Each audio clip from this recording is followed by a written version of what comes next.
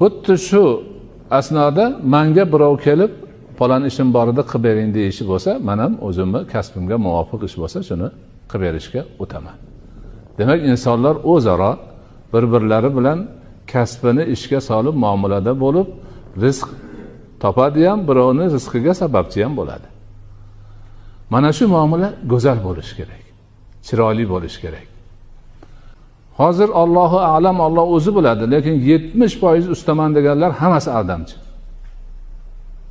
Aytgan kuni kelmaydi, kelsa kech keladi, erta ketadi, ishni yaxshilab qilmaydi, ish bajarmasdan oldin pul so'raydi. Hammasi shunaqa. Shularning ichida o'sha 30%, 40% ustalar bor, haqiqiy ustalik o'zini faxri deb biladi ular. Guruhlari bor, shogirdlari bor, ustozlari bor. Hamma narsani qoyillatib